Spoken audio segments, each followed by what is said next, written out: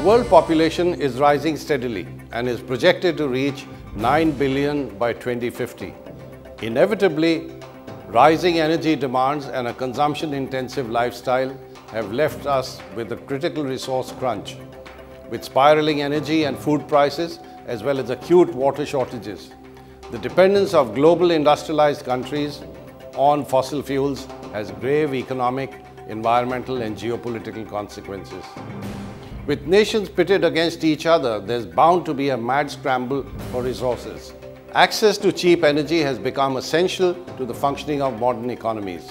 However, the uneven distribution of energy supplies among countries and the critical need for energy has led to significant vulnerabilities. The resources needed to provide for a population of this size are immense. Rapid urbanization will lead to sharp increases in per capita emissions if no action is taken. Climate change in India and neighboring countries represents an additional stress on food supplies, ecological security and socio-economic progress, especially with cities growing at a tremendous pace. In the light of these challenges, what is it that modern society can do? The alternative is a transition from global economies dependent on oil and gas to low-carbon solutions with a diverse mix of energy sources and supplies. Alternate sources of energy like solar, wind and geothermal have an immense potential that is yet to be tapped to its fullest. Renewable sources of energy can be the answer to the impending energy crisis.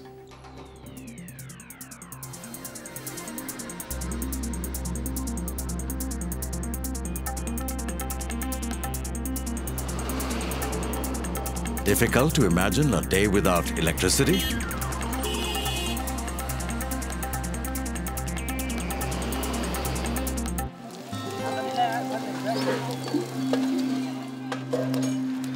More than half of India's 138 million rural households live in darkness, beyond the reach of grid electricity.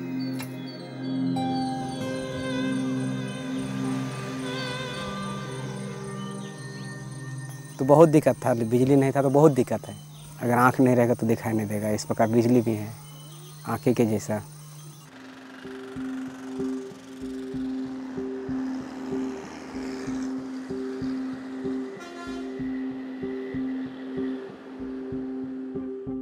In the coal belt of India, where the air is thick with coal dust, there is a glimmer of hope as two young minds are igniting a quiet revolution in their quest for light. मैंने जब यहाँ आया तो मुझे लगा कि हम जैसे पढ़े लिखे लोग रहते हुए भी इस गांव के लिए कुछ नहीं दे सके तो बेकार है। मैं दूसरे को खुशी के लिए मैंने सोचने लगा कि मैं गांव के बारे में कुछ करूं। A long forgotten tree lies at the root of this experiment. A tree that holds the secret of electricity for this backward rural community. This is the story of what it takes to keep the light burning.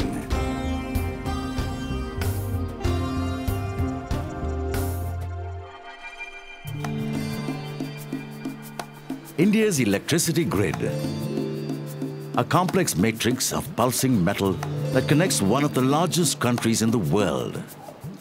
But there are places, remote and impenetrable, which lie beyond the reach of grid electricity. These are harsh terrains, providing few opportunities and prone to social unrest. Pitched battles between Naxalites and armed forces are common in this belt. Gandhi is one such village located in the Naxal heartland of Jharkhand. Till a year ago, villagers hurried through their daily chores. Their day ended when the sun went down.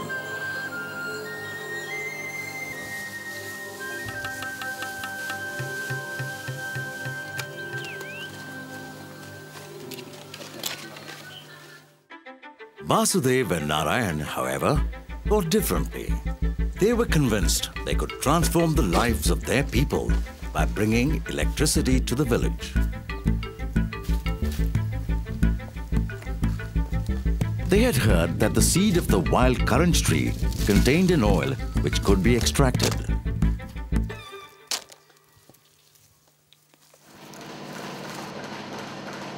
With the help of scientific organizations, they began extracting the oil.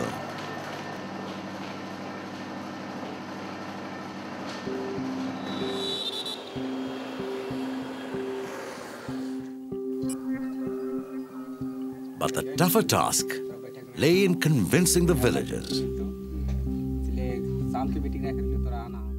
बहुत परेशानी हुआ है। गाँव वाला को समझाते थे तो विश्वास ही नहीं होता था। गाँव वाला सोचता था कि होगा कैसे, यहाँ बिजली चलता है तो कोयला से चलता है, तो तुम्हारा तेल से कब चलने लगा, वो भी जंगल वाला तेल से। विश्वास ही नहीं हो रहा था किसी को। The moment arrived. Kerosene lamps were dimmed.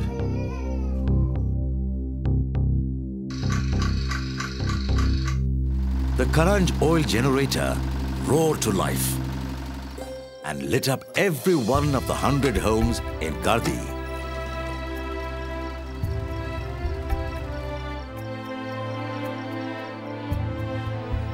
The seeds of change have been sown, transforming lives in this forest-dwelling community in ways they had never imagined. पहले लोग दिन में ही काम करते थे, लेकिन जब इलेक्ट्रिसिटी आ गया तो रात में भी काम करने लगता है। हम लोग गाँव है कि वहाँ ऐसा स्थिति है कि पत्तल और दतवन से चलाता है यहाँ को लोग। बेरोजगारी भी पूरा है, प्लस साधन भी नहीं हम लोग की कुछ कर सकते हैं। हम लोग का एक ही सुविधा है, जंगल से ही दतवन पत्तल आते हैं, उसी को सीते हैं। तो दिन में सीते थे, लेकिन जब से हम लोग इलेक्ट्रिक हो गया तो रात 9 बजे तक सी लेते हैं। अब लाइट रहता है तो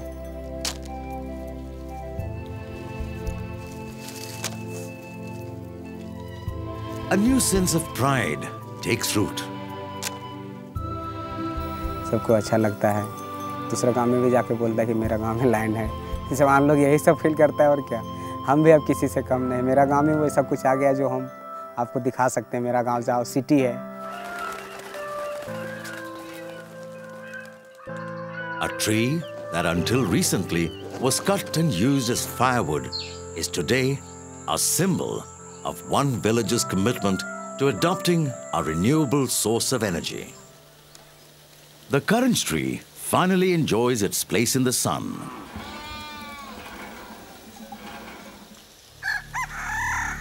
Unfortunately, the tree bears fruit only once a year, and there just aren't enough trees in and around the village.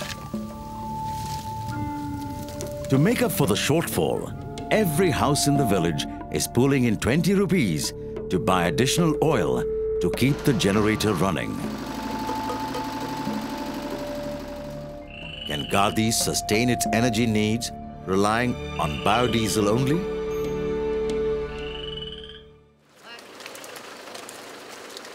The answer lies in the neighboring state of Chhattisgarh.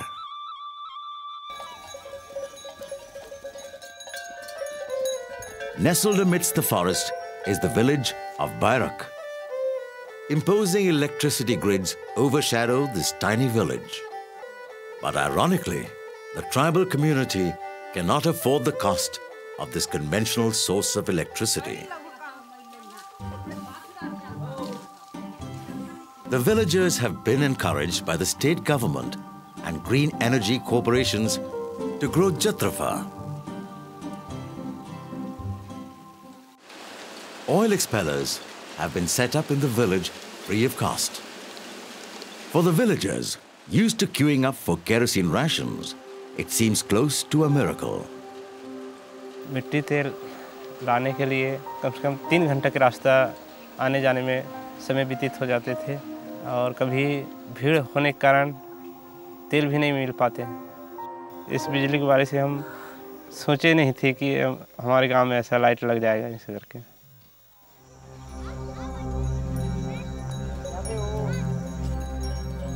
As dusk falls and the cattle are led home, a generator hums to life, sparking off a symphony of lights in Bairak.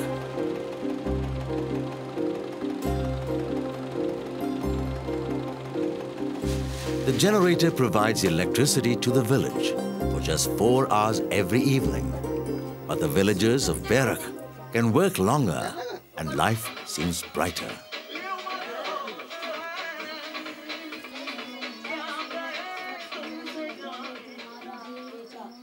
Light लगने से बच्चे लोग भी कुछ पढ़ाई कर लेते हैं और गांव वालों को रास्ता चलने में भी थोड़ा सरल है कि रोड लाइट चालू है।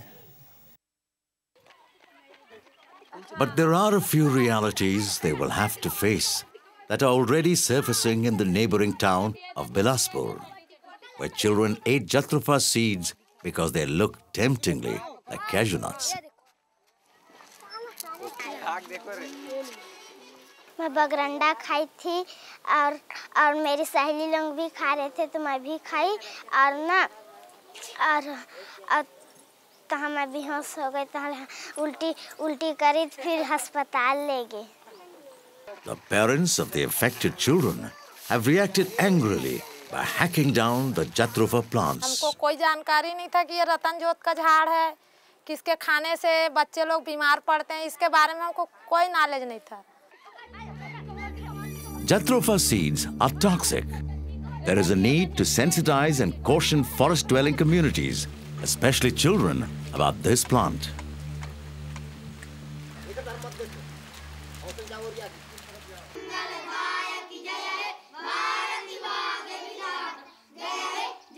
The Jatropha experiment in Bairak is only a small reflection of plantations that are changing the landscape in the arid areas of Chhattisgarh. 6 lakh Jatropha seedlings have been planted in just 6 months. 380 million saplings that will cover 150,000 hectares have been distributed. Jatropha basically tropical American plant है, ये भारत का plant नहीं है। अभी से 3-4 दशक पहले as fence इसको इंट्रोड्यूस किया गया था और लोगों ने इसको फेंस में लगाना शुरू किया और इसलिए लगाना शुरू किया कि बहुत ज़्यादा टॉक्सिक प्लांट है। लार्ज स्केल प्लांटेशन जो जट्रोफा का है वो एक बहुत बड़ा कर्स है। Jatropha's ability to grow in arid conditions, minimizing the need for arable land, as well as its quick yield of 2 years, make it a viable source of biodiesel. When we do not have any work to get from jatropha, this was treated as a weed. But now when you have got a plus point with this, that the oil can be used for running diesel engine, now it is not at all a weed now.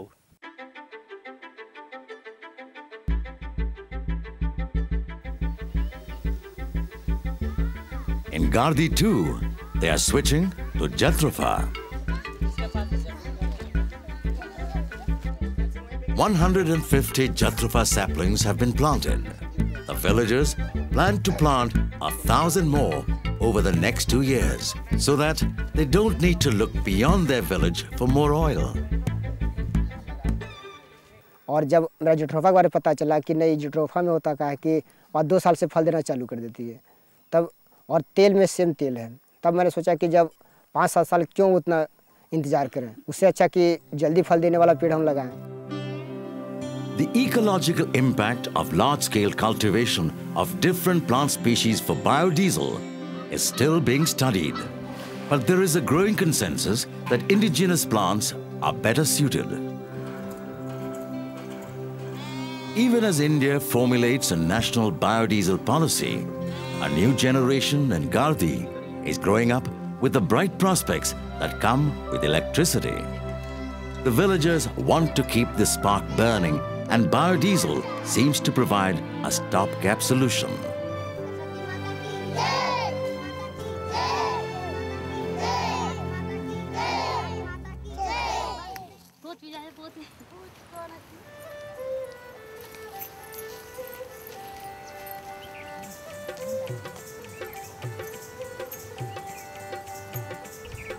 Forest-dwelling communities in the adjoining state of Andhra Pradesh are doing a thriving business of successfully cultivating and extracting oil from indigenous plants.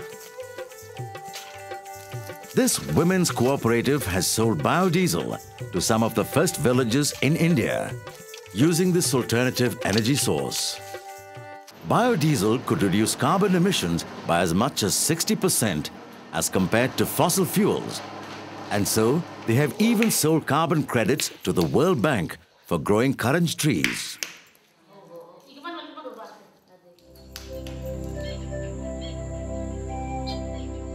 Today, many of these remote villages are connected to the national grid. Maybe someday, Gardi and Bairak will also be connected. But until then, their experiments with biodiesel are beacons of hope in a developing country like India, where grassroots movements are powerful catalysts for change. In a world where fuel costs continue to escalate and its environmental impact is being felt, experiments with renewable energy could pave the way for a cleaner, sustainable source of energy.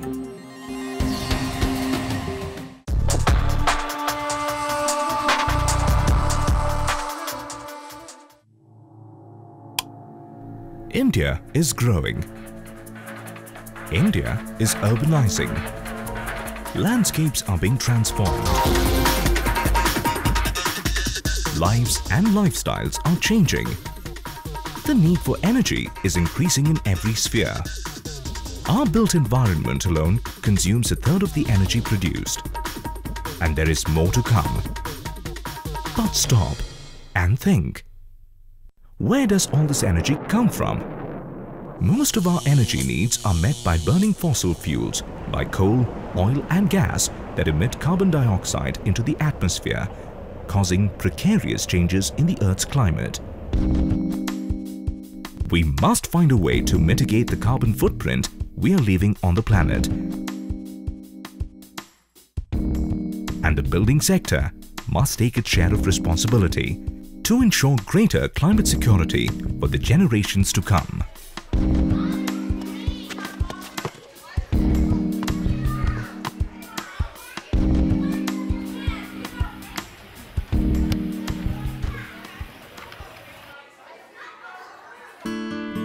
In urban India, a change is taking place slowly but surely through innovative design, alternative construction materials, use of clean energy sources and installation of energy-efficient appliances.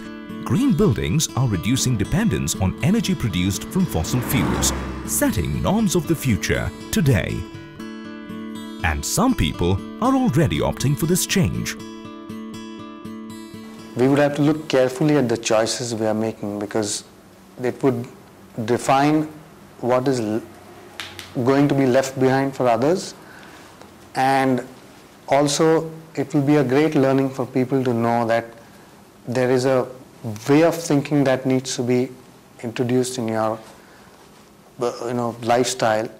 When I went looking for a house for myself, I thought I will introduce a change into my way of living. So when I looked around, I found TZ Homes creating a change or trying to create a change. I wasn't sure how big a change it was, but I liked that there was a change. This change is driven by a commitment to conserve energy, which then becomes an overriding objective in building design. In this apartment complex in Bangalore, possibilities to conserve energy have been widely explored, beginning with an energy-efficient open basement. A slight skew of the building from the plinth outline and green spaces that step to the central road level allows sunlight to keep the basements naturally lit throughout the day. The natural stone-pitched walls are a studied alternative to high-on concrete walls built at 1/10 the resource cost of conventional covered basements. Natural light can be harnessed for indoor lighting as well. The Bangalore chapter of the Energy Research Institute has virtually done away with the need for artificial lighting during the day. We have this tremendous opportunity to make use of light, somehow try to bring in nature and make it part of the built environment. When you have all these natural elements at your disposal, there is no point blocking them and creating artificial environment to live in. Passive architecture has been used in the building for an efficient and effective natural ventilation system, in spite of an extremely challenging locational context. An unhygienic open drain along the south face was taken care by opening the building towards the north. On the south, a double wall with a cavity insulates the building from the southern sun and also heats up the air within it. The foul-smelling breeze then flows over the building. At the same time, as the hot air within the cavity rises, it pulls in fresh air from the north.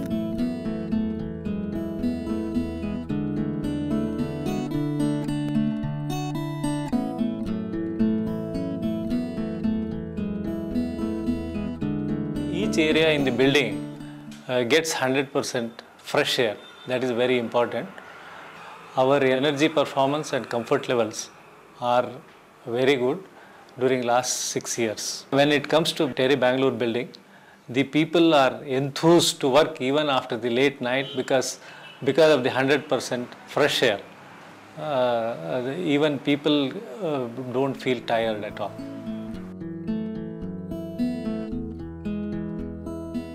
From design to construction, green buildings seek out possibilities to reduce embodied energy in materials and their transportation to site by using alternatives to energy-intensive materials like cement concrete, naturally sun-dried soil-stabilized blocks, laterite,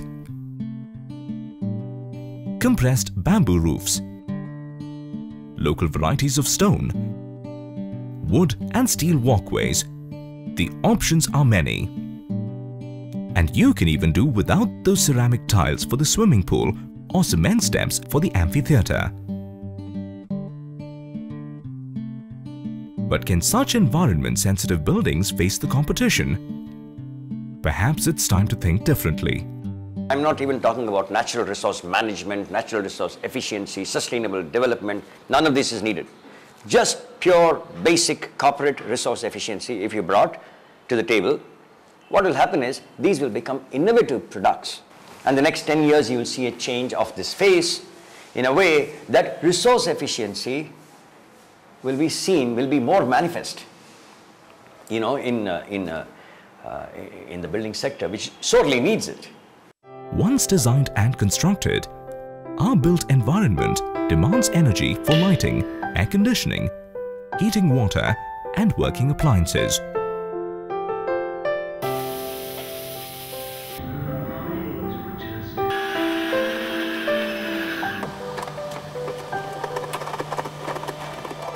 Innovative technologies and switching to cleaner fuels can cut carbon emissions significantly without compromises.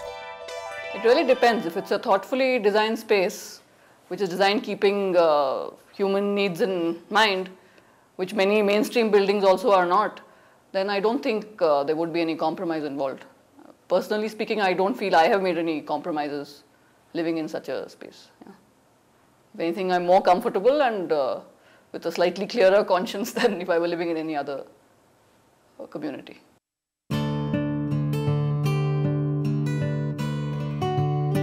Energy conservation need not mean compromise in comfort levels. This ammonia chiller plant not only serves as a centralized refrigeration system, but also cools every bedroom in the entire apartment complex, using less than 50% the energy required by conventional air conditioners. Geothermal earth tunnel systems can also provide a possible energy-efficient cooling solution. By circulating air through pipes embedded in the earth, temperatures can be reduced to the mean temperature of the location, leveling out extreme temperatures effectively. The naturally cooled air is then circulated throughout the complex.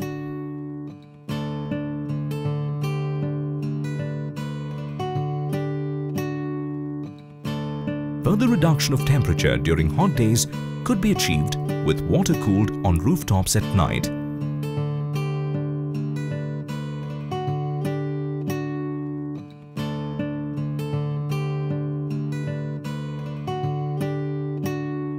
From cooling technologies to hot water systems, the message is clear.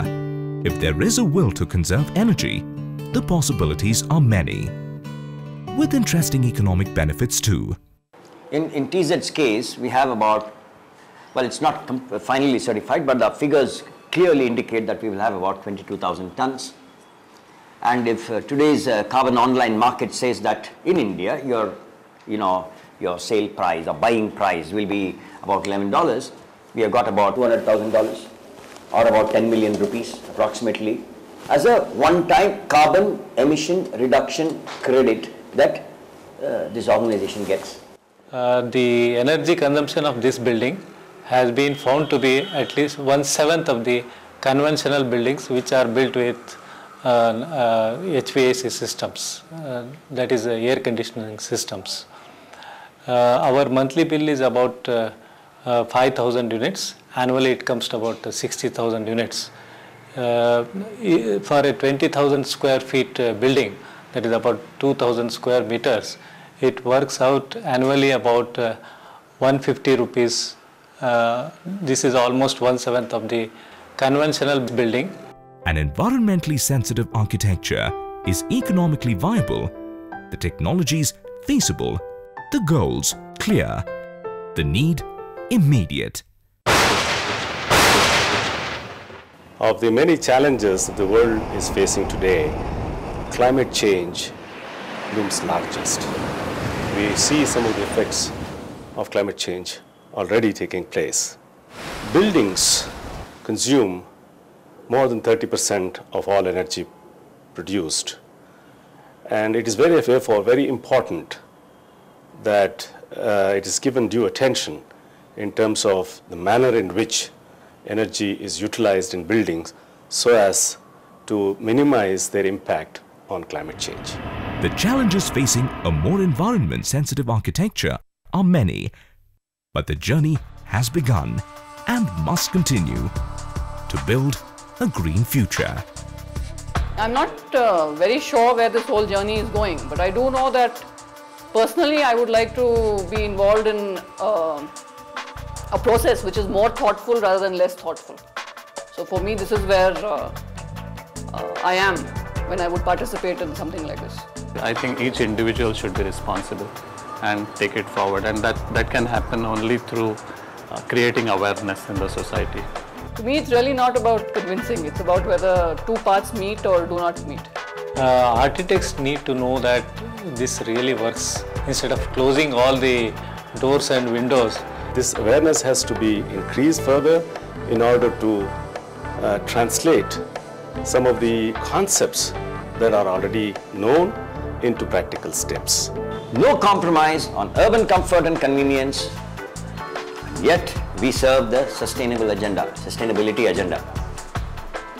And I guess if people took a conscious decision and a very rapid change in some of the things we do, we could probably turn the tide a little bit to make life easier for us and for the others to come.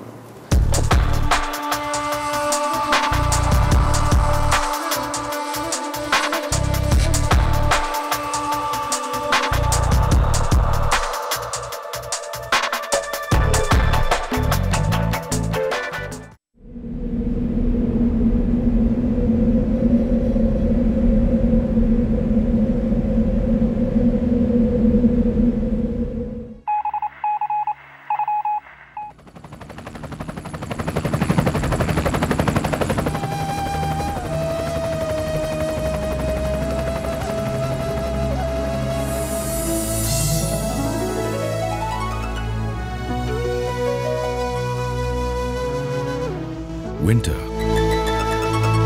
in the upper Himalayas.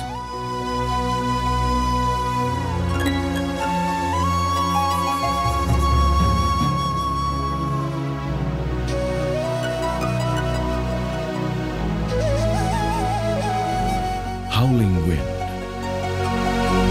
and arrested flows.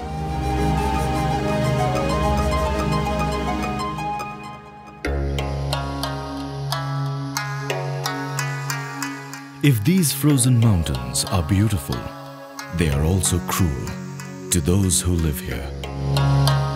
हमारा यहाँ 1 foot सर्दियों को बर्फ पड़ने की वजह से ये डिपार्टमेंट का लाइन बिछा हुआ है, वो सारे कट जाते हैं ग्लेशियर की वजह से।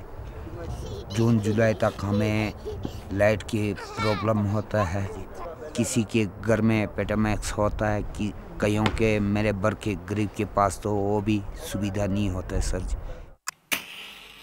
3 बजे के बाद दूध सूख जाता है, दूध सूखने के बाद फिर ठंडा होता है, ठंडा होने के बाद फिर काम नहीं होता सर।